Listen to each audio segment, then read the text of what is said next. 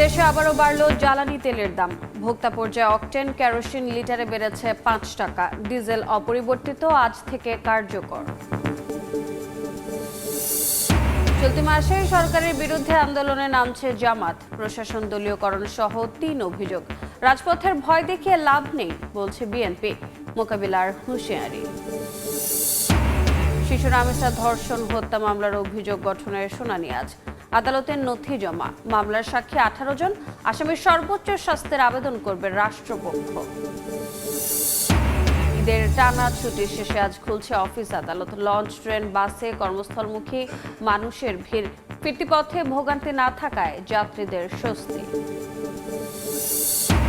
এবং ঈদে বাড়ি যেতেই সড়কে প্রাণ গেছে 241 জনের, আগের তুলনায় কম। বিশৃঙ্খল সড়ক ও বেপরোয়া গতির সংখ্যা বাড়াচ্ছে ফিরতি যাত্রায়। দায়িত্বরতদের জবাবদিহির আওতায় আনার পরামর্শ। সকালের সময়ের সঙ্গে আছে আমি রোজা চৌধুরী। দেশে আবারও বাড়ল জ্বালানি তেলের দাম। প্রতি লিটার অকটেন, পেট্রোল ও কেরোসিনের দাম বাড়ানো হয়েছে ৫ টাকা করে। অপরিবর্তিত থাকবে ডিজেলের দাম। নতুন দাম অনুযায়ী ভোক্তা পর্যায়ে প্রতি লিটার অকটেন ১৪৫ টাকা, পেট্রোল ১৪০ এবং কেরোসিন ১৩৫ টাকা দরে বিক্রি হবে। তবে ডিজেলের দাম আগের মতো ১১৫ টাকাই বহাল থাকছে।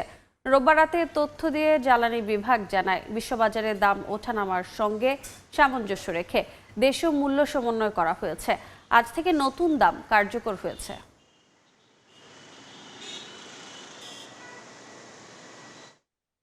সামনে গুরুত্বপূর্ণ ও কঠিন সময় অপেক্ষা করছে, হেসে খেলে পার করলে ক্ষতিগ্রস্ত হবে দেশ। রাজধানীতে শহীদ রাষ্ট্রপতি জিয়াউর রহমানের শাহাদত বার্ষিকীর আলোচনায় এমন মন্তব্য করেছেন প্রধানমন্ত্রী তারেক রহমান। জিয়াউর রহমানের কঠোর ও সততার পথ অনুসরণ করে দেশকে এগিয়ে নিতে হবে বলেও জানান তিনি। ইশতেহার বাস্তবায়নে বিএনপির সব পর্যায়ের নেতাকর্মীদের সক্রিয় হওয়ার আহ্বান জানান তারেক রহমান। অঙ্গ সহযোগী সংগঠনের ৪৫তম মৃত্যুবার্ষিকী উপলক্ষে রাজধানীর কৃষিবিদ ইনস্টিটিউটে আলোচনা সভায় সরকারের মন্ত্রী ও দলের শীর্ষ নেতারা স্মরণ করেন বিএনপির প্রতিষ্ঠাতা শহীদ প্রেসিডেন্ট জিয়াউর রহমানকে। স্মৃতিচারণ করেন তার দীর্ঘদিনের সহযোদ্ধা সহকর্মীরা। প্রধানমন্ত্রী তারেক রহমানও স্মরণ করেন শৈশবে বাবার সঙ্গে কাটানো স্মৃতি। যেভাবেই হোক আব্বা জিনিসটা জানতে পেরেছেন। অনেক ত্যাগ তিতিক্ষার পর জনগণের রায়ে সরকার গঠন করেছে বিএনপি। তবে সরকার প্রধান সতর্ক করে বলেন, আগামীর দিনগুলো কঠিন ও গুরুত্বপূর্ণ। সজাগ না থাকলে ক্ষতি হবে দেশ ও ভবিষ্যৎ প্রজন্মের। আমাদের সামনে প্রথমত একটি অত্যন্ত কঠিন সময় অপেক্ষা করছে, একই সাথে অত্যন্ত একটি গুরুত্বপূর্ণ সময় অপেক্ষা করছে। এই গুরুত্বপূর্ণ এবং কঠিন সময়ে আমাদের হেসে খেলে চলে গেলে খুব বড় ক্ষতি হয়ে যাবে। ক্ষতি আপনার হয়তো হবে না, ক্ষতিটি হবে দেশের, ক্ষতিটি হবে আপনার ভবিষ্যৎ প্রজন্মের। অর্থাৎ ভবিষ্যৎ প্রজন্ম কিন্তু আপনারই উত্তরাধিকার। তারা বিএনপির নির্বাচনী ইশতেহার বাস্তবায়ন করে সরকারকে সফল করতে দলকে সাংগঠনিকভাবে সহযোগিতার আহ্বান জানান তারেক রহমান। সরকার সরকারের কাজ করবে, আপনিও কিন্তু সেই দলেরই একজন। সরকার তখনই সফল হতে পারবে যখন এই দলের কর্মী হিসাবে আপনি সরকারের প্রত্যেকটি সঠিক কার্যক্রমকে আপনি সহযোগিতা করতে থাকবেন। জিয়াউর রহমানের ৩.৫ বছরের শাসনামলে বিভিন্ন পদক্ষেপ তুলে ধরেন প্রধানমন্ত্রী। তার দেখানো পথেই কৃষির উন্নয়ন, খাল খনন, বন্ধ শিল্প কারখানা চালু সহ ইশতেহার বাস্তবায়ন করছে সরকার। শহীদ জিয়া যেভাবে দেশকে গঠন করতে চেয়েছিলেন, শহীদ জিয়া যেভাবে দেশকে সামনে এগিয়ে নিয়ে যেতে চেয়েছিলেন, আমরা সে ধারাই চেষ্টা করছি দেশকে আজকে পরিচালনা করতে। জনগণের আশা আকাঙ্ক্ষার প্রতিফলন ঘটিয়ে সবাই মিলে দেশকে এগিয়ে নিতে পারলেই জিয়াউর রহমানের আদর্শ বাস্তবায়িত হবে বলে আশা প্রধানমন্ত্রীর। এই প্রত্যয় বাস্তবায়নের মাধ্যমেই তার প্রতি যথাযথ শ্রদ্ধা জানানো হবে বলে জানান তারেক রহমান। এটি আমাদের বাস্তবায়ন করতে হবে। সানবীর রূপল, সময় সংবাদ, ঢাকা। প্রশাসনের দলীয়করণ ও ব্যাংকিং ব্যবস্থায় অযাচিত হস্তক্ষেপ সহ ৩ অভিযোগে সরকারের বিরুদ্ধে জুন থেকে বৃহৎ আন্দোলনে নামছে জামাত। দলটির নায়েবে আমির সময় সংবাদকে এ কথা জানান। তার ভাষায় গণভোটের রায় বাস্তবায়নের দাবির সঙ্গে জোটবদ্ধ আন্দোলন জোরদার হবে এবার। শরিক এনসিপি সহ বাকি 10টি দল স্থানীয় সরকার নির্বাচনে আলাদাভাবে লড়লেও আন্দোলনের পাশে থাকবে বলেও প্রত্যাশা তার। শফিক মুন্সির রিপোর্ট। ২০২৪-এর অভ্যুত্থানের পর পরিবর্তিত বাংলাদেশে ফেব্রুয়ারির জাতীয় নির্বাচনে 2/3 জনরায় নিয়ে সরকার গঠন করে বিএনপি। তবে এপ্রিল থেকেই গণভোটের রায় বাস্তবায়নের দাবিতে মাঠে নামে জামায়াত নেতৃত্বাধীন 11 দলীয় ঐক্য। একই সাথে সংসদ ও রাজপথ দুই জায়গাতেই দাবি আদায়ে সরব ছিল জামায়াতের নেতৃত্বাধীন জোট। দলটির শীর্ষ নেতাদের অভিযোগ, এই 3 মাসে সরকার আইন শৃঙ্খলা নিয়ন্ত্রণে পুরোপুরি ব্যর্থ হয়েছে। সুশাসনের বদলে প্রশাসনে দলীয়করণ আর ব্যাংকিং ব্যবস্থায় অযাচিত হস্তক্ষেপ করে পুরনো ফ্যাসিবাদী শাসনকে ফেরানোর চেষ্টা করছে সরকার। দাবি আদায়ে সরকারের বিরুদ্ধে চলতি জুন মাস থেকেই দেশব্যাপী বৃহৎ আন্দোলন গড়ে তুলতে চায় জামায়াত। দলটির নায়েবে আমির সৈয়দ আব্দুল্লাহ মোহাম্মদ তাহের সময় সংবাদকে এসব কথা জানান। হতাশাজনক পরিস্থিতি, আইন শৃঙ্খলা রক্ষার ব্যাপারে আওয়ামী লীগের সময় দলীয় ভিত্তিতে লোকদেরকে নিয়োগ দেওয়া হয়েছে, সাটা হয়েছে, শাস্তি হয়েছে, প্রমোশন হয়েছে। বিএনপি আওয়ামী লীগের যারা দ্রুততার সাথে দলীয়করণ করতেছে, যেটা একদম এক্সপেক্ট করা হয়। এশিয়াতে 1 নম্বর ব্যাংক ছিল ইসলামী ব্যাংক, আপনি জানার সেই ব্যাংকের উপরেই এক ধরনের রাহুল গ্রাস আমরা দেখতে পাচ্ছি। ব্যাংকিং ব্যবস্থা একেবারে ধস নেমে যাবে এটা যদি হয়। বিএনপির 3 মাসের প্রোগ্রামিং আচরণে আমরা কিছুটা হতাশ। প্রতিদ্বন্দ্বীদেরকে দমন করার একটা ইচ্ছা তাদের আছে। সংসদের এই বিরোধী দলীয় উপনেতা জানান, স্থানীয় সরকার নির্বাচনে একসঙ্গে না থাকলেও জুন থেকে শুরু হওয়া নতুন পরিধির আন্দোলনে 11 দলীয় ঐক্যের সবাইকে পাশে চায় তার দল। স্থানীয় নির্বাচনের মাধ্যমে দলকে স্প্রেড করা যায়। যারা আমাদের ভিতরে 11 দলের অনেকের সাথে আমরা কথা বলছি, তারা একসাথে স্থানীয় নির্বাচন করার ব্যাপারেও আগ্রহ আছে অনেকেরই। তা আমরা তাদের বলছি না, তোমরা এটা এই সেপারেট করার ভিতরে তোমাদের সংগঠনটা দাঁড়িয়ে যাবে, এবং এক্ষেত্রে আমরা ওদেরকে এনকারেজ করছি। আমরা চাচ্ছি বা চাচ্ছিলাম বা চাচ্ছি এখনও যে রাজনীতির প্রতিবাদের বা রাজনীতিতে কিছুটা বিহেভিয়ারাল গুণগত পরিবর্তন হওয়া দরকার। যদি দেখা যায় এটা আসলে কোনো ডোজ আপনি মার্ক মনে হয় না মানুষের কাছে বা যাদের জন্য করছি, তা আমরা আর একটু ভয়েস রেজ করবার শক্ত করি। চলতি জুন মাসে 3 বিভাগে এবং জুলাইতে রাজধানী ঢাকা সহ আরও 3টি বিভাগে বৃহৎ গণসমাবেশের পরিকল্পনা রয়েছে জামায়াতের। Time will solve, I hope so. Shafiq Munshi, সময় সংবাদ, ঢাকা। 3 মাসের সরকারকে চাপে ফেলতে বিরোধী দল জোটবদ্ধ আন্দোলনে নামছে বলে মনে করে বিএনপি। গণতান্ত্রিক প্রক্রিয়ায় রাজপথে না নামলে তা আইনি ও রাজনৈতিকভাবে মোকাবিলা করা হবে বলে জানান দলের সিনিয়র নেতারা। জানান, রাজপথের আন্দোলন রাজপথেই জবাব দেওয়ার প্রস্তুতি নিচ্ছে বিএনপির অঙ্গ ও সহযোগী সংগঠন।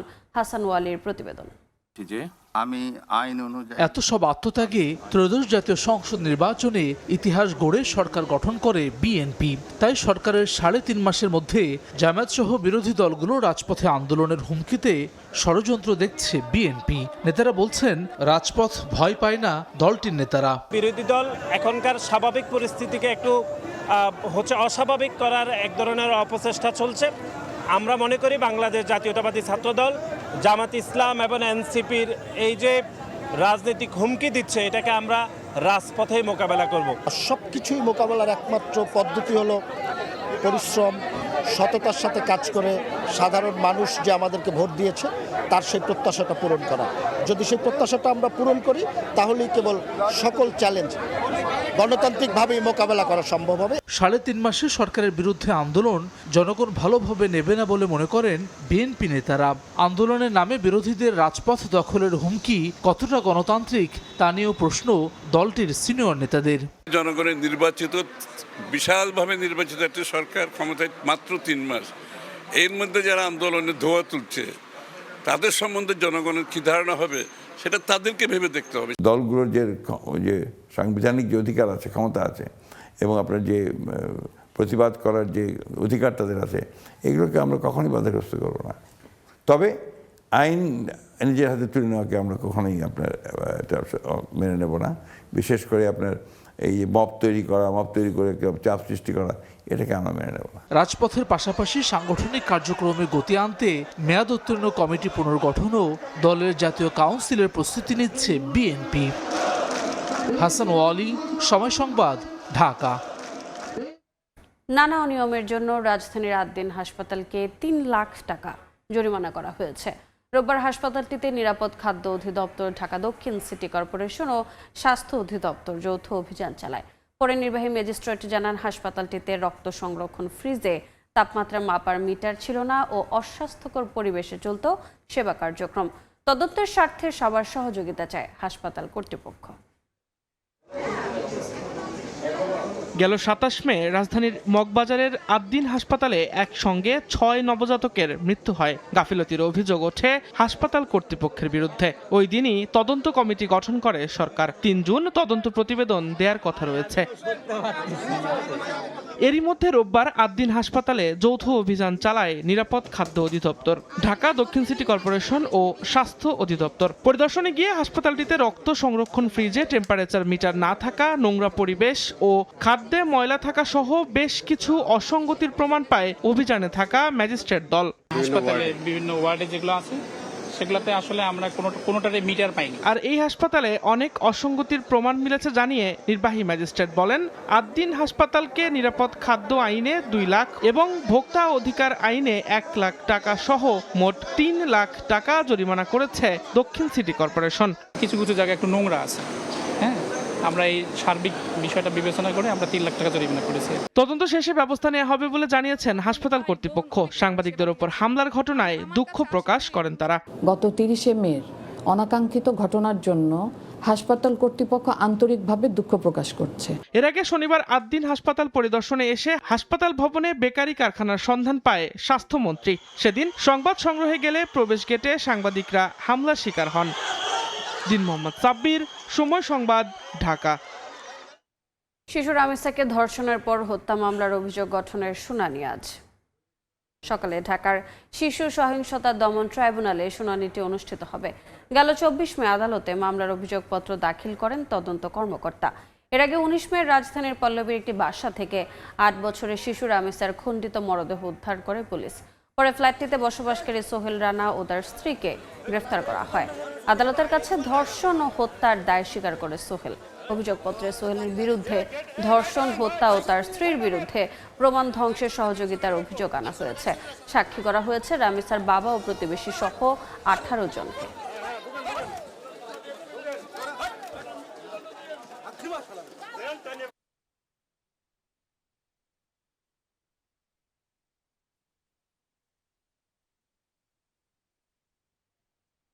শিশু রামিসা ধর্ষণ ও হত্যা মামলার অভিযোগ গঠনের শুনানি আজ। বিস্তারিত জানাতে ঢাকার মহানগর দায়রা জজ আদালতে আছেন সহকর্মী আসিফ মোহাম্মদ সিয়াম। সরাসরি যাচ্ছে তার কাছে। সিয়াম, ৮ বছরের শিশু রামিসা, যাকে নৃশংসভাবে ধর্ষণ এবং পরবর্তীতে হত্যা করা হয়েছিল, সেই হত্যা মামলার আজ অভিযোগ গঠন শুনানি অনুষ্ঠিত হবে এবং সেই অভিযোগ গঠনে হচ্ছে একটি বিচার প্রক্রিয়ার প্রথম ধাপ। কাজেই বলা যায় আজই শিশু রামিসার বিচার শুরু হবে। এই অভিযোগ গঠনে গত ২৪ মে তদন্ত কর্মকর্তা সে প্রতিবেশী সোহেল রানা এবং তার স্ত্রী স্বপ্নার বিরুদ্ধে যে সকল অভিযোগ এনেছিলেন, সেই অভিযোগ আজ আদালত আসামিদেরকে পড়ে শোনাবেন এবং তাদের বিরুদ্ধে যে সকল অভিযোগ আনা হয়েছে, তাদের বিরুদ্ধে যে সকল তাদের সাজা হতে পারে, সে সব কিছু আদালত বিস্তারিতভাবে তাদেরকে পড়ে শোনাবেন এবং তাদেরকে জিজ্ঞেস করবেন যে তারা নিজেদেরকে এই অভিযোগে দোষী মনে করেন কিনা। এবং এর পরবর্তীতে বলা চলে যে মামলার বিচার শুরু হয়ে যাবে এবং এর পরবর্তী ধাপ অর্থাৎ সাক্ষ্য গ্রহণের দিকে মামলা চলে যাবে। যেহেতু দ্রুত বিচার ট্রাইব্যুনালে সাধারণত কমপক্ষে 7 দিন আসামি পক্ষকে সময় দেওয়া হয় বিচারের প্রস্তুতি নেওয়ার জন্য, সেহেতু আজই সাক্ষ্য গ্রহণ অনুষ্ঠিত হবে না। কিন্তু যেহেতু এই মামলা দ্রুত নিষ্পত্তি হওয়ার জন্য সরকার এবং আসামি পক্ষ রাষ্ট্রপক্ষ চেষ্টা করছেন, কাজেই বলা চলে যে 1-2 দিনের মধ্যেই সাক্ষ্য গ্রহণ শুরু হয়ে যাবে। তো গত 24 মে অর্থাৎ ঈদের আগে আদালতের শেষ কর্মদিবসে এই মামলা তদন্ত কর্মকর্তা চার্জশিট জমা দেন এবং এই চার্জশিটে বলা হয় যে সোহেল রানা শিশু রামিসাকে তিনি ধর্ষণ করেন, পরবর্তীতে তাকে হত্যা করেন এবং তাকে খণ্ডবিখণ্ড করেন এবং এই পুরো ঘটনা যেন ধামাচাপা দেওয়া যায়, সমস্ত প্রমাণ যেন ধ্বংস করা যায়, সেক্ষেত্রে তার স্ত্রী স্বপ্না তাকে সাহায্য করেন এবং তাকে ঘটনাস্থল থেকে পালাতেও তাকে সাহায্য করেন।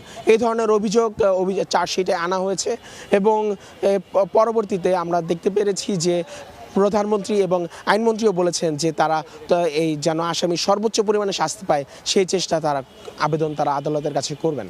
তো আশা করা যাচ্ছে যে বেলা সকাল 10টার পরে আদালত তার কার্যক্রম শুরু করবে। তো এই ছিল আমার কাছে সর্বশেষ।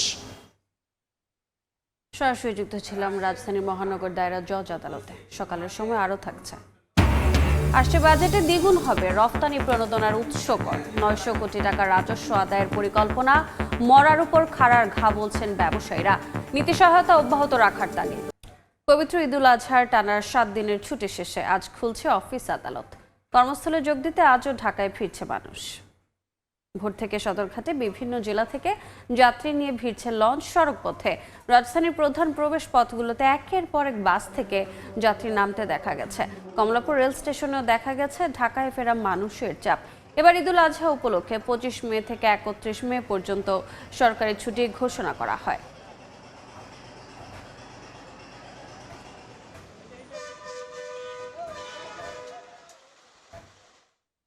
এই মুহূর্তে কমলাপুর রেল স্টেশনে আছেন সহকর্মী বুলবুল রেজা এবং গাজীপুরে আছেন মেহেদি হাসান। শুরুতে যাচ্ছি বুলবুলের কাছে। বুলবুল,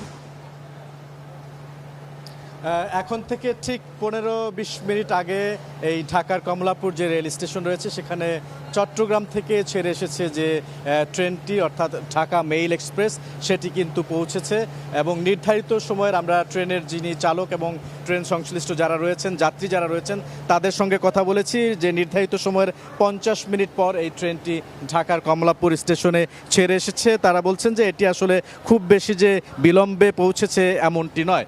আর সকাল থেকে এখন পর্যন্ত বিভিন্ন জেলা থেকে মোট 4টি ট্রেন ঢাকার কমলাপুর স্টেশনে এসে পৌঁছেছে। এই প্রতিটি ট্রেনেই কিন্তু যাত্রীদের যে চাপ সেটি খুব বেশি একটা ছিল না। সরকারি অফিসগুলো কিন্তু আজকে থেকে খোলা হচ্ছে অর্থাৎ 25 থেকে 31 মে অর্থাৎ এই যে 7 দিনের টানা ছুটি ঈদুল আজহার সেটি কাটিয়ে কিন্তু গতকাল থেকেই অনেকেই এই কর্মজীবী যারা রয়েছেন এবং বিভিন্ন শ্রেণী পেশার যারা মানুষ রয়েছেন ঢাকায় বসবাস করেন বিভিন্ন কারণে তারা কিন্তু ঢাকায় এসে গতকাল থেকে পৌঁছেছেন। তবে লম্বা ছুটি হওয়ার কারণে অনেকেই কিন্তু নির্ধারিত সময়ের আগেই ঢাকায় এসেছেন, ফলে বাড়তি যে চাপ ঢাকার প্রবেশ মুখগুলোতে বিশেষ করে এই কমলাপুর স্টেশন বা ঢাকার দক্ষিণ অঞ্চলের যে লোকজন আসে লঞ্চে করে ঢাকার সদরঘাট সেখানেও কিন্তু যাত্রীদের খুব বেশি একটা চাপ ছিল না।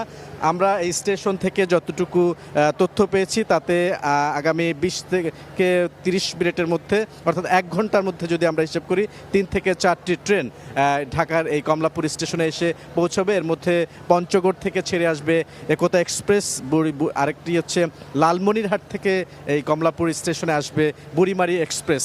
এর বাইরেও আরও বেশ কিছু শিডিউল ট্রেন কিন্তু রয়েছে যেগুলো ঢাকার কমলাপুর স্টেশনে আসার কথা রয়েছে। আমরা বলছিলাম যে ঈদের সময়টিতে অর্থাৎ এই যে ঢাকায় যারা ঢাকামুখী যাত্রী বিশেষ করে কর্মজীবী মানুষ যারা রয়েছেন বিভিন্ন শ্রেণী পেশার তাদের যে প্রতি বছর একটি চাপ থাকে অর্থাৎ ট্রেনের ছাদে করে লঞ্চের ছাদে করেও যে আসার প্রবণতা থাকে যেহেতু যাত্রীদের চাপ বেশি থাকে সেরকম কিন্তু এখন পর্যন্ত আজকের চিত্র যদি বলি আমি সেটি আমরা এখন পর্যন্ত লক্ষ্য করিনি। গতকালও কিন্তু একই অবস্থা ছিল। সব মিলিয়ে এখন পর্যন্ত যারা যাত্রী সাধারণ রয়েছেন তারা বলছেন যে তারা খুব স্বাচ্ছন্দ্যেই কিন্তু ঢাকায় ফিরছেন। আমাদের আরেক সহকর্মী মেহেদি হাসান রয়েছেন গাজীপুরে, আমরা সেখানকার সবশেষ তথ্য তার কাছ থেকে জেনে আসব। দেখুন, সাধারণ ছুটি 7 দিন হলেও শিল্পাঞ্চল ছুটি কাটাচ্ছে 10 দিনের, অর্থাৎ গাজীপুরের যে শিল্প প্রতিষ্ঠানগুলো রয়েছে যে শ্রমিক রয়েছে তারা 10 দিনের ছুটিতে বাড়ি গিয়েছেন, যে কারণে এখন পর্যন্ত আসলে গাজীপুরে যেই ঈদে বাড়ি ফেরা মানুষের যে বাড়ি থেকে কর্মস্থলে ফেরা মানুষের যে ঢল সেটি কিন্তু এখনো নামেনি। ধারণা করা হচ্ছে আগামী শনিবারের নাগাদ কিন্তু মূল যে অর্থাৎ আনুষ্ঠানিকভাবে কর্মস্থলে যোগ দেওয়ার যে পালা সেটি কিন্তু শুরু হবে। আমরা রয়েছি গাজীপুরের ঢাকা ময়মনসিংহ মহাসড়কে এবং সেই ঢাকা ময়মনসিংহ মহাসড়কের সকাল থেকে যেটি দেখছি যে আসলে যারা আসলে ঈদের ছুটিতে বাড়িতে এসেছিলেন অনেকের কিন্তু অফিস অর্থাৎ সরকারি চাকরিজীবীরা যারা রয়েছেন বিভিন্ন কর্পোরেট হাউসে যারা চাকরি করেন তারাও আসলে কিছুটা আগে হলেও চলে যাচ্ছেন। তারা যেটি বলছেন যে আসলে এবারে লম্বা ছুটিতে কিন্তু বেশ স্বস্তির যাত্রা হয়েছে। এর আগেও বাড়িতে যখন এসেছেন তখন কিন্তু খুব একটা ভোগান্তি তাদের পোহাতে হয়নি, যদিও কিছুটা বাড়তি ভাড়ার অভিযোগ ছিল। তবে ফিরতি পথে অর্থাৎ এই মুহূর্তে যারা আসলে কর্মস্থলে ফিরছেন তারা কিন্তু বেশ স্বস্তি নিয়ে কিন্তু কর্মস্থলের দিকে যাচ্ছেন। তারা যেটি বলছেন যে আসলে অতিরিক্ত বাড়তি ভাড়ার যেমন কোনো চাপ নেই, তার পাশাপাশি সড়কেও তেমন কোনো ভোগান্তি আসলে তাদের চোখে পড়েনি। তার কারণ হচ্ছে আসলে আপনি জানিয়ে রাখতে চাই যে শিল্পাঞ্চলে কিন্তু ধাপে ধাপে যে প্রতিষ্ঠান ছুটি হওয়ার যে প্রবণতা শুরু হয়েছে গেল কয়েক বছর ধরে, সেটির সুফলই কিন্তু ভোগ করছে গাজীপুরবাসী। এর আগেও আমরা দেখেছি তিন ধাপে কিন্তু আসলে প্রতিষ্ঠানগুলো ছুটি দেওয়া হয়। সেই 3 ধাপে ছুটি দেওয়ার ফলে সড়কের চাপ হঠাৎ করে না পড়ার ফলে কিন্তু কিছুটা স্বস্তি রয়েছে। এবং একইভাবে কিন্তু যখন খোলা হয় প্রতিষ্ঠানগুলো তখনও কিন্তু আসলে ধাপে ধাপে প্রতিষ্ঠানগুলো খোলা হওয়ার ফলেই এই শিল্পাঞ্চল গাজীপুরে সড়কে তেমন আসলে চাপ লক্ষ্য করা যায়নি। তবে আজকে এই মুহূর্তে যারা আসলে ঢাকার দিকে যাচ্ছেন গাজীপুর থেকে, তারা কিন্তু বিভিন্ন চাকরির উদ্দেশ্যেই বিভিন্ন সরকারি এবং বেসরকারি চাকরিজীবী এবং তার পাশাপাশি সবশেষ যদি বলি যে এই এলাকার যারা শ্রমিক রয়েছে তারা কিন্তু এখনো গাজীপুরে ফেরেননি। ধারণা করা হচ্ছে আগামী শনিবারের দিকে আসলে ফিরবেন। তো এই ছিল গাজীপুর থেকে ঘরমুখী মানুষের অর্থাৎ ঘরে ফেরা মানুষের সবশেষ তথ্য আমার কাছে। সরাসরি যুক্ত ছিলাম গাজীপুর এবং কমলাপুর রেল স্টেশনে। দেখছেন সকালের সময়, সঙ্গেই থাকুন। আগে পরে শুধু বাড়ি যেতেই সড়কে প্রাণ গেছে 241 জনের। যদিও গেল ঈদের তুলনায় মৃত্যুর হার কিছুটা কম, তবে বিশৃঙ্খল সড়ক আর বেপরোয়া গতির শঙ্কা বাড়াচ্ছে ফিরতি যাত্রায়। বিশেষজ্ঞরা বলছেন, লোক দেখানো অভিযানে সংকট সমাধান সম্ভব নয়, প্রতিষ্ঠানগুলোকে আনতে হবে জবাবদিহির আওতায়। শফিকুজ্জামান রুবেলের রিপোর্ট। দেশের সড়কগুলোতে মৃত্যুর মিছিল চলে প্রতিনিয়ত, তবে প্রতি বছর ঈদ এলেই এক একটি সড়ক যেন হয়ে ওঠে মৃত্যু ফাঁদ। এবারের ঈদুল আজহার যাত্রায় দেশের বিভিন্ন স্থানে ঘটেছে দুর্ঘটনা। টাঙ্গাইলে টানাপোড়েনের জীবনে কিছুটা অর্থ বাঁচাতে ঝুঁকি নিয়ে রডবাহী ট্রাকে চড়ে প্রাণ হারিয়েছেন 15 শ্রমিক। আবার নরসিংদীতে ট্রেনে কাটা পড়া স্ত্রী সন্তানের মরদেহ কাঁধে নিয়ে ছুটে চলার দৃশ্য পুরো দেশকেই আবেগী করেছে। কোথাও যাত্রীবাহী বাস খাদে, কোথাও আবার ট্রাক ও বাসের মুখোমুখি সংঘর্ষে ঝরে গেছে একাধিক প্রাণ। গাড়ি ওভারটেকিংয়ের সময় দুর্ঘটনাটা হয় এত বেশি গতি থেকে, যার কারণে দুর্ঘটনা বেশি হয়। প্রতিযোগিতামূলক যখন বাসগুলো চালায় তখন এই অ্যাক্সিডেন্টগুলো বেশি হয়। বাংলাদেশ যাত্রীবাহী কল্যাণ সমিতির প্রাথমিক তথ্য অনুযায়ী 21 থেকে 31 মে পর্যন্ত ঈদযাত্রায় 199টি সড়ক দুর্ঘটনায় 241 জন নিহত ও 540 জন আহত হয়েছেন। রোড সেফটি ফাউন্ডেশন বলছে, ঈদকেন্দ্রিক সড়ক দুর্ঘটনার অন্যতম কারণ অতিরিক্ত গতি, বেপরোয়া ওভারটেকিং, চালকের ক্লান্তি, ফিটনেসবিহীন যানবাহন, ট্রাফিক আইন অমান্য, অটোরিকশা ও মোটরসাইকেলের ঝুঁকিপূর্ণ চলাচল। নিয়ন্ত্রণকারী এবং পরিচালনাকারী প্রতিষ্ঠানগুলোর যে ব্যবস্থাপনা কাঠামো আছে, এইটা ত্রুটিপূর্ণ। এই ব্যবস্থাপনা কাঠামো দিয়ে নিরাপদ সড়ক ব্যবস্থা প্রতিষ্ঠা করা কোনোভাবেই সম্ভব না। বিগত ঈদগুলোর তুলনায় এবার আমরা দুর্ঘটনা খানিকটা কম আমাদের কাছে মনে হচ্ছে। যে পথে আপনি 4 থেকে 5 ঘন্টায় যাতায়াত হতো, 7 ঘন্টায় যাতায়াত হতো, সেখানে 14 ঘন্টা সময় লেগেছে, যেটা একেবারেই অস্বাভাবিক। বিশেষজ্ঞরা বলছেন, সারা বছরের নিবিড় নজরদারির অভাবেই সড়কের বিশৃঙ্খলা, যা লোক দেখানো অভিযানের মাধ্যমে সমাধান সম্ভব নয়। কাজ না করলে প্রতিষ্ঠানগুলো জবাবদিহিতার আওতায় আনতে হবে, মনে করেন এই বিশেষজ্ঞ। এই যে অব্যবস্থাপনাগুলি, এগুলি সারা বছর ধরে সুব্যবস্থাপনার মাধ্যমে সার্ভিলেন্সটা করতে হয়। অভিযান সর্বস্ব যদি আমি করে ফেলি, এই রোগ সারানো যাবে না। প্রাতিষ্ঠানিকভাবে সংস্কার করে কাজ না করলে জবাবদিহিতা করা। কয়েকবারের তুলনায় এই ঈদে এখন পর্যন্ত সড়কে দুর্ঘটনা ও মৃত্যুর হার কিছুটা কম হলেও বেপরোয়াতা কমেনি, যা ফিরতি যাত্রায় শঙ্কা বাড়াচ্ছে। বিভিন্ন জরিপে দেখা যাচ্ছে দুর্ঘটনার সবচেয়ে বড় কারণই দ্রুত গতি, ওভারটেকিং আর প্রতিযোগিতা। বিশেষজ্ঞরা বলছেন, উৎসবকালীন সময়ে এই প্রতিযোগিতা বেড়ে যায় কয়েক গুণ। তাই সারা বছরের পাশাপাশি এই উৎসবের সময়ে প্রশাসনকে কঠোর ভূমিকা নিতে হবে। শফিকুজ্জামান রুবেল, সময় সংবাদ, ঢাকা। সকালের সময় আরও থাকছে। 3,500 সাইক্লোন শেল্টার থাকলে অরক্ষিত দক্ষিণাঞ্চলের 75% মানুষ, বেশিরভাগই জরাজীর্ণ ও পানি সংকটের নাকাল। সংস্কারের আশ্বাসে দায় সারছে প্রশাসন। প্রবাসীদের রেমিটেন্সে বদলে গেছে দেশের অর্থনীতি, গড়ে উঠেছে বাড়ি, ব্যবসা প্রতিষ্ঠান, শিক্ষা প্রতিষ্ঠান। কিন্তু এই উন্নয়নের পেছনে লুকিয়ে আছে হাজারো ত্যাগের গল্প। হারিয়ে ফেলা ঈদ, প্রিয়জন থেকে দূরে কাটানো অসংখ্য বছর আর না বলা কষ্ট। পবিত্র ঈদুল আজহার ছুটিতে পরিবারের সঙ্গে ঈদ করার জন্য অনেকে দেশে আসেন। তাদের কাছে এটি শুধু উৎসব নয়, যেন ফিরে পাওয়া জীবনের সবচেয়ে বড় আনন্দ।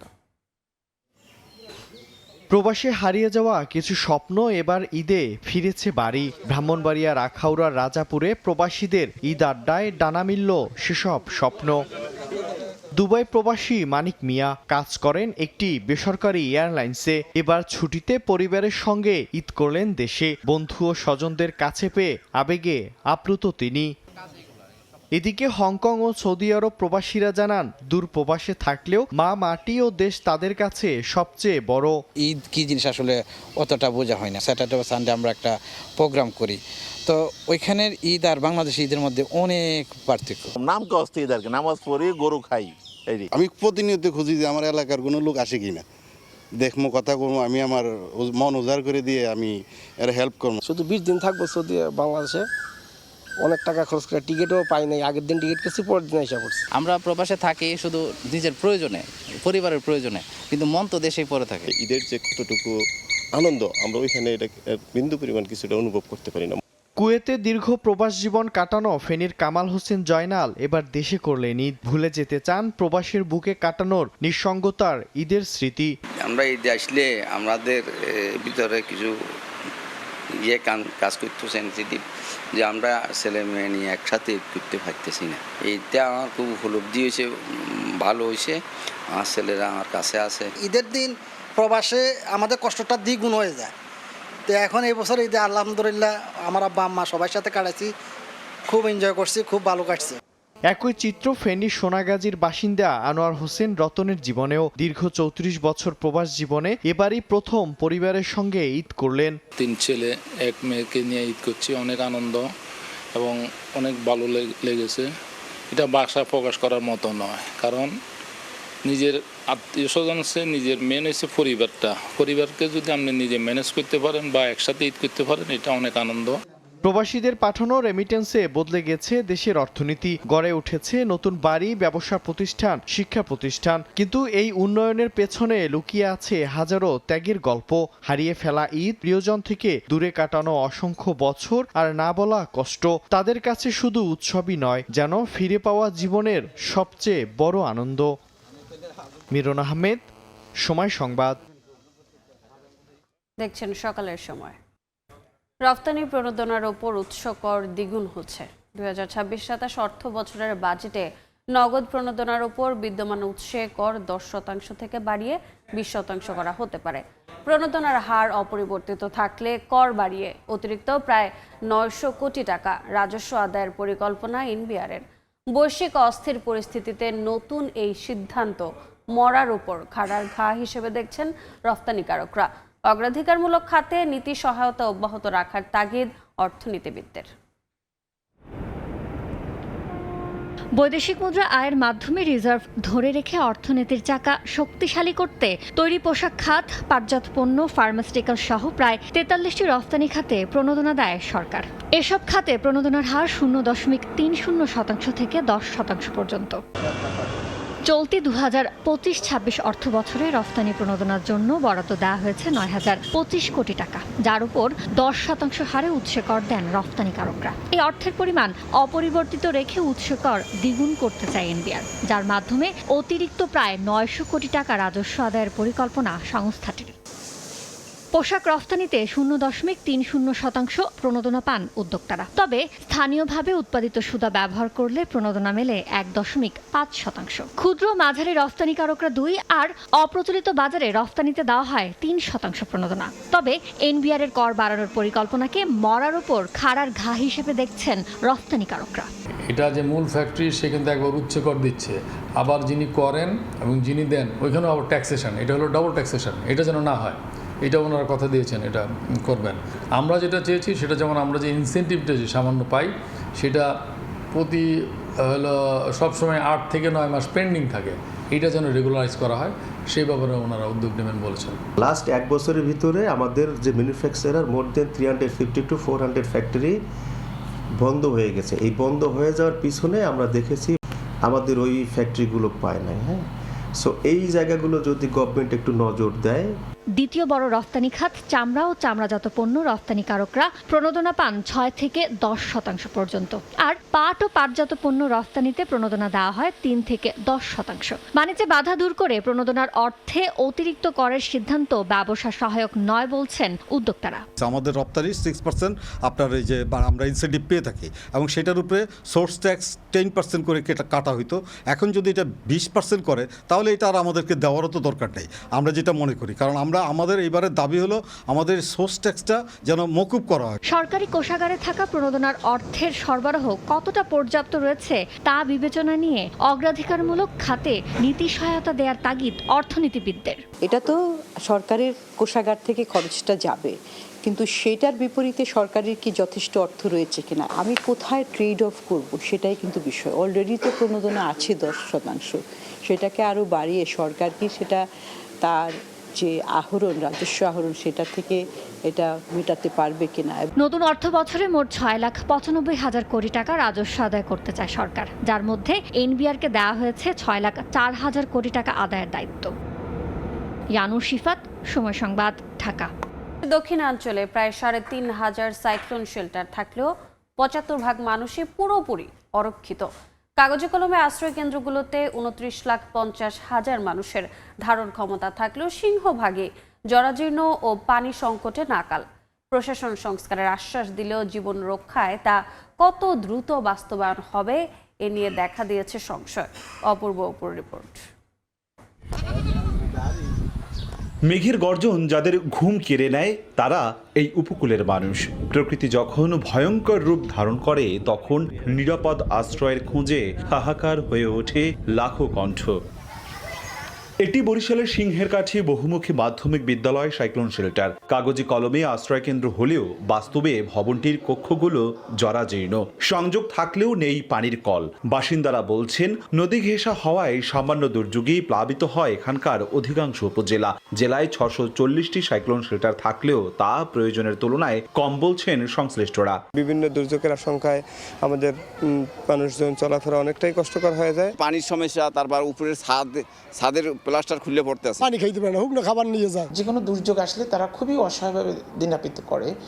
তো আমরা সরকারের পক্ষ থেকে আমরা এখানে যে সাইক্লোন সেন্টারগুলো রয়েছে এটা খুবই অপ্রতুল, এটার চাহিদা আমরা অলরেডি মন্ত্রণালয়ে জানাইছি। বরগুনের উত্তর ডালভাঙো, লতাবাড়িয়া আর মাঝখালীর 3টি গ্রামে নেই কোনো সাইক্লোন শেল্টার। আর দ্বীপ জেলা ভোলার মেঘনা ও তেঁতুলিয়ার 21টি চরের 6টিতেই গড়ে ওঠেনি আশ্রয় কেন্দ্র বা মাটির কিল্লা। ঢালচর কিংবা চরলাদেনের মতো চরের অর্ধ লক্ষাধিক মানুষের একমাত্র ভরসা খড়কুটোর তৈরি এই নাজুক কাঁচা ঘর। 150 ফ্যামিলি আছে, এই যাওয়ার মতন কোনো রাস্তা নাই। সাইক্লোন সেন্টার আছে এখান থেকে মনে করেন 2 কিলো 2.5 কিলো দূরে, এখানে মানুষ যাইয়া তখন আশ্রয় পায় না। বন্যি বাজারে তলাই গেলে আমরা যাইতে পারি না, এহিনি থা লাগে। 1000 মানুষ এই চরে বসবাস করে, আল্লাহর রূপে ভাবিয়া এই কোন রকম ঠায় একটা সাইক্লোন সেন্টার অবশ্যই আমাদের এখানে প্রয়োজন। তবে জরাজীর্ণ সাইক্লোন শেল্টার আর মাটির কেন্দ্রগুলোর তালিকা করে দ্রুত সংস্কারের উদ্যোগ নেওয়া হচ্ছে বলে জানান বিভাগীয় কমিশনার। কোনোটি অচল নেই, তবে এর মধ্যে হয়তো অনেকগুলোর বিদ্যুৎ সংযোগের সমস্যা আছে। আমরা এগুলো ভাবছি এগুলো ঠিক করে দেব। এরপরে সোলার প্যানেল বসানো হচ্ছে, এরপরে সাবমার্সিবল কয়েকটা পাম্প আছে, এগুলো একটু ইনঅ্যাক্টিভ আছে, আমরা সেগুলো অ্যাক্টিভ করার আমরা উদ্যোগ নিয়েছি। বরিশাল বিভাগে সাইক্লোন শেল্টারের সংখ্যা 3,500টি ও মাটির কিল্লা 70টি। অপূর্ব, সময় সংবাদ, বরিশাল। দ্বীপ জেলা ভোলার ভূগর্ভস্থ পানির স্তর ক্রমেই নিচে নেমে যাচ্ছে। লক্ষাধিক গভীর নলকূপে পানি ওঠাও বন্ধ হয়ে গেছে। সচল থাকাগুলোর পানি ওঠার পরিমাণ কমে এসেছে। শুষ্ক মৌসুমে সুপেয় পানির সংকট বাড়ায় দুর্ভোগ পোহাতে হচ্ছে প্রান্তিক জনগোষ্ঠীকে। তবে সংকটের তীব্রতা ঠেকাতে পদক্ষেপ নেওয়ার কথা জানিয়েছে জনস্বাস্থ্য প্রকৌশল অধিদপ্তর। নাসিরউদ্দিন লিটনের রিপোর্ট, ক্যামেরায় ছিলেন উৎপল দেবনাথ। চারিদিকে মেঘনার অথই জলরাশি, অথচ গভীর নলকূপে মিলছে না পানি। এমন চিত্র ভোলার দৌলতখান উপজেলার মেঘনার বুকে জেগে ওঠা মদনপুর চরে। জেলার সবচেয়ে বেশি পানি সংকট দেখা দিয়েছে উপকূলীয় চরফ্যাশন উপজেলায়। অনেক নলকূপে পানি ওঠা পুরোপুরি বন্ধ হয়ে গেছে, যেগুলো সচল রয়েছে সেগুলোতেও পর্যাপ্ত পানি মিলছে না। বিশেষজ্ঞরা বলছেন, কৃষি সেচ সহ বিভিন্ন কাজে অপরিকল্পিতভাবে উচ্চ ক্ষমতা সম্পন্ন সাবমার্সিবল পাম্প ব্যবহার করে ভূগর্ভস্থ পানি উত্তোলনের কারণে সংকট আরো প্রকট হচ্ছে। অন্যদিকে ব্যয়বহুল সাবমার্সিবল পাম্প স্থাপনের সামর্থ্য না থাকায় অনেক পরিবারকে চরম ভোগান্তি পোহাতে হচ্ছে। এক কলস পানি ছিঁড়তে মনে করেন যে 15-20 মিনিট জায়গা, পানি লাল হয় আর পানির ভিতরে ময়লা, কালো কালো ময়লা। এখানে 14টা কলের ভিতরে 10টা কলে নষ্ট হয়ে গেছে। আমরা অন্তত দূর পানি আনি, তারপর আমরা কোনো পানি খাইতে দিই না। সরকারিভাবে আমাদের কলগুলো ঠিক করে দেয়, তাহলে আমাদের এই 141 পরিবারে 500-600 মানুষ বসবাস করে, তাদের খুব উপকার হবে। এদিকে জেলায় দৈনিক কত লিটার সুপেয় পানির চাহিদা রয়েছে এবং বাস্তবে কি পরিমাণ পানি উত্তোলন করা হচ্ছে সেই সুনির্দিষ্ট তথ্য নেই জনস্বাস্থ্য প্রকৌশল অধিদপ্তরের কাছে। তবে সংশ্লিষ্ট কর্মকর্তারা বলছেন, প্রাকৃতিক কারণে পানির স্তর নিচে নেমে গেলেও সংকট মোকাবেলায় বিভিন্ন উদ্যোগ নেওয়া হচ্ছে। লোকাল ফিজিবিলিটি করে যদি আমাদের সেখানে দরকার হয়, যেখানে যেখানে সাবমার্সিবল পাম্পযুক্ত, আমরা সেখানে সেখানে সেই পাম্পযুক্ত টিউবওয়েল দেব, যাতে আমাদের পানির লেয়ার নিচে নামলো, যাতে আমাদের জনগণ পানি পেয়ে উপকৃত হতে পারে। জেলা জুড়ে জনস্বাস্থ্য প্রকৌশল অধিদপ্তরের স্থাপন করা গভীর নলকূপের সংখ্যা 38,731টি। এছাড়া জেলা ও উপজেলা পরিষদ, এলজিডি, বিভিন্ন সরকারি বেসরকারি সংস্থা এবং ব্যক্তি মালিকানাধীন নলকূপ মিলিয়ে মোট সংখ্যা প্রায় 2.5 লাখ। এর মধ্যে লক্ষাধিক নলকূপ বর্তমানে অচল। নাসির উদ্দিন লিটন, সময় সংবাদ, ভোলা। জনবল সংকটে 2 দশকেও পুরোপুরি চালু হয়নি পটুয়াখালীর মির্জাগঞ্জ উপজেলার কাঁঠালতলী হাসপাতাল। চিকিৎসা সেবা পেতে দূর দূরান্তে ছুটতে হয় প্রায় 30,000 মানুষকে। ব্যবহার না হওয়ায় নষ্ট হচ্ছে হাসপাতালের অবকাঠামো, যন্ত্রপাতি ও অন্যান্য সরঞ্জাম। সুজন দামের ছবি ও মোহাম্মদ মনির হোসেন বাদলের তথ্য নিয়ে রিপোর্ট। দীর্ঘদিন ব্যবহার না হওয়ায় অধিকাংশ যন্ত্রপাতি অকেজো হয়ে গেছে। তালাবদ্ধ কক্ষগুলোতে সৃষ্টি হয়েছে স্যাঁতসেঁতে পরিবেশ। কয়েক কোটি টাকা ব্যয়ে নির্মিত এই হাসপাতাল থেকে এতদিন ন্যূনতম সেবা পায়নি স্থানীয় মানুষ। 3 একর জমির ওপর নির্মিত পটুয়াখালীর মির্জাগঞ্জ হাসপাতাল কমপ্লেক্সে রয়েছে মূল ভবনের পাশাপাশি চিকিৎসক, নার্স ও স্টাফদের জন্য 6টি আবাসিক ভবন। এছাড়া আছে অ্যাম্বুলেন্স, গ্যারেজ ও জেনারেটরের আলাদা ভবন। হাসপাতাল চালুর পর বেডসহ প্রয়োজনীয় যন্ত্রপাতিও সরবরাহ করা হয়। শুরুতে কিছুদিন বহির্বিভাগে সেবা দেয়া হলেও আন্তঃবিভাগ চালুর আগেই 2006 সালে সরকার পরিবর্তনের পর কার্যক্রম বন্ধ হয়ে যায়। প্রায় 30,000 মানুষের চিকিৎসার একমাত্র ভরসা এই হাসপাতালে দ্রুত জনবল নিয়োগ ও সব ধরনের চিকিৎসা সেবা চালুর দাবি স্থানীয়দের। কোটি কোটি টাকা সরকার ইনভেস্ট করা আছে, কিন্তু কোনো ডাক্তার নাই, নার্স নাই। একটা মেয়ে মহিলা প্রেগনেন্ট হলে দূরে যাওয়া লাগে সিজার করতে, জানি এই সেবাটা আমরা এই জায়গায় পাই। বরিশাল যাইতে হয়, বাখেরগঞ্জ যাইতে হয়, একটি রুগী অসুস্থ হলে একটা গাড়িও পাওয়া যায় না। অনেক দূরে রুগী লয়ে যাইতে হয়, রুগী পথে ভাইয়া মারাও যায়। 2006 সালের পর থেকে এখানে না আছে কোনো ডাক্তার, মাঝে মাঝে 2 জন প্যারামেডিক ডাক্তার বসেন, তা কোনো ওষুধের সুব্যবস্থা নেই। হাসপাতালের সংস্কার ও প্রয়োজনীয় অর্থ বরাদ্দের জন্য আবেদন করা হয়েছে বলে জানিয়েছেন কর্মকর্তারা। পূর্ণাঙ্গ কার্যক্রম শুরু হলে জনবল সংকটও অনেকটা কমবে বলে আশা সিভিল সার্জনের। এই হসপিটালের প্রয়োজনীয় লোকবল যদি আমরা ব্যবস্থা করতে পারতাম, সেক্ষেত্রে হয়তো এই এলাকার মানুষের জন্য স্বাস্থ্যসেবাটা আরও বেশি সহজলভ্য হতো। অলরেডি এটার জন্য বরাদ্দ এসেছে এবং আমি যতদূর জানি এটা আমাদের স্বাস্থ্য প্রকৌশল করছে যে এটা সংস্কারের জন্য একটা টেন্ডার প্রক্রিয়া চলমান আছে।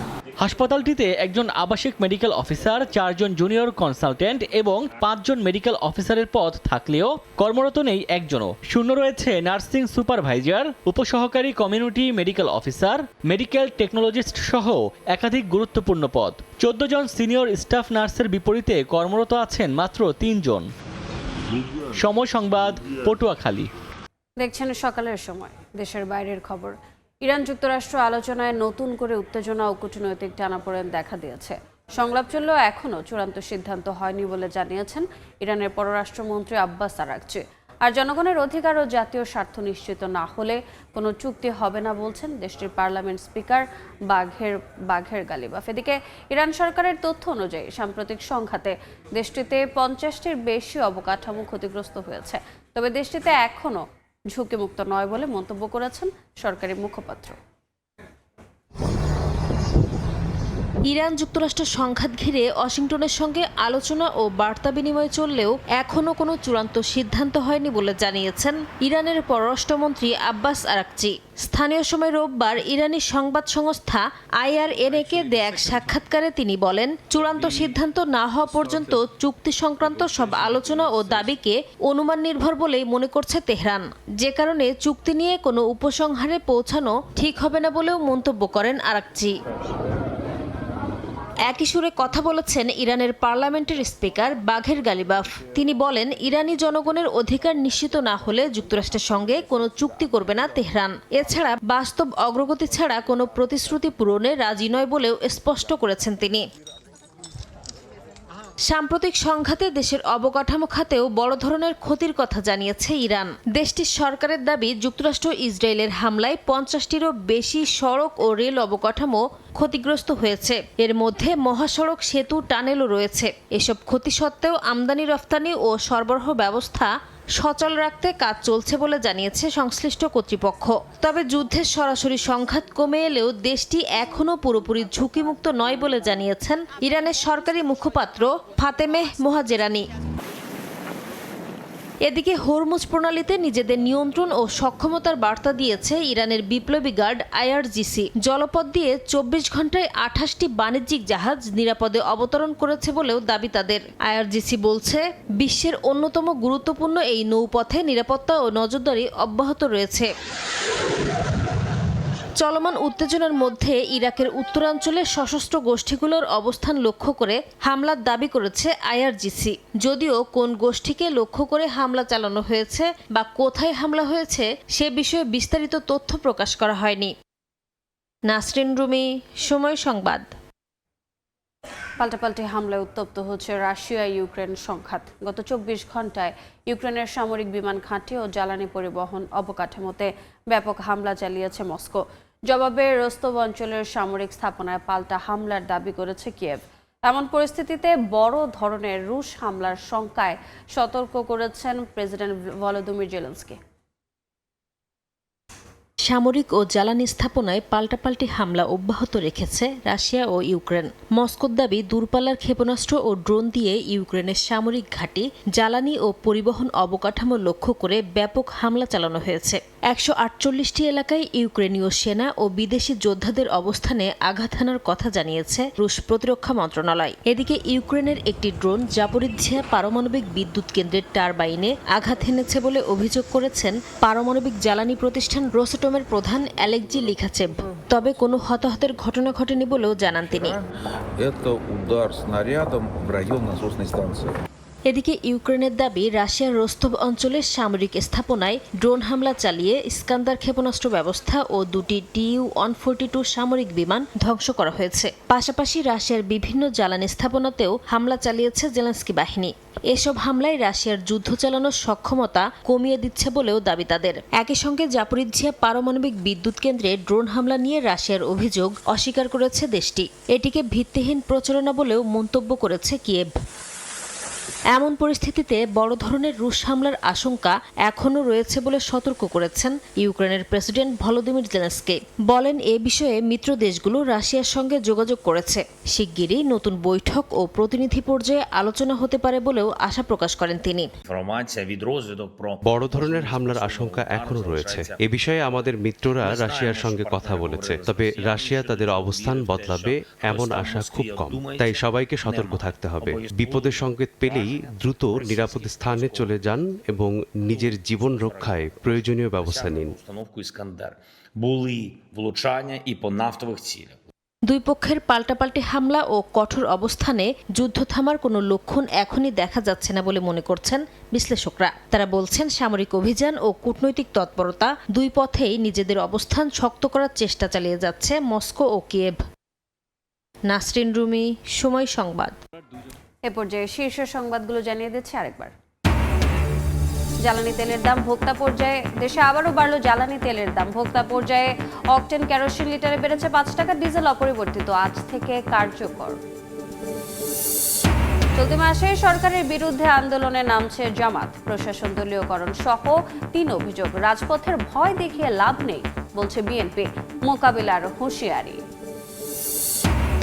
এবং শিশু রামিসা ধর্ষণ হত্যা মামলার অভিযোগ গঠনের শুনানি আজ। আদালতের নথি জমা, মামলার সাক্ষী 18 জন, আসামির সর্বোচ্চ শাস্তির আবেদন করবে রাষ্ট্রপক্ষ।